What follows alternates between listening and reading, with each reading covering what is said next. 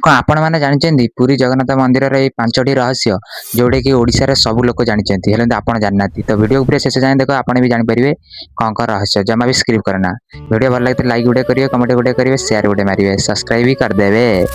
जय जगन्नाथ जय श्री राम ओडिया आगे स्वागत कर मो यूट्यूब चैनल को।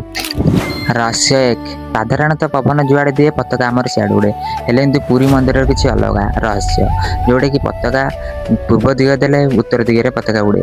तो आपण मैंने भी देखिए जगन्नाथ पुरी मंदिर रे पवन जदि एपट दूसरी ताले पताका एपट उड़ुव जदि पवन एपट दूसरी ताले पताका एपट उड़ुव यही रहस्य आपण मैंने बहुत लोग जानिथे।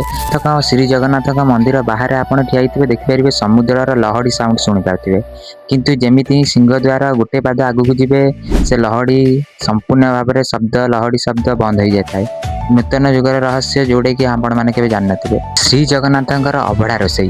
तो आपण मैंने जानते जे ओडिशार सबुठ बड़ रोसई हूँ अभड़ा रोसई जोटा कि हूँ श्रीमंदिर में जोटा कि जानते आप 7टा हांडी बसे 7टा हांडी भितर जोटा कि आप तले थी से आप भावुए आगे जे रोसई हो जाए ना सेटा रोसई हेनी आपणकर पूरा ऊपर जोटा थी हांडी सेटा ही आगे हुए।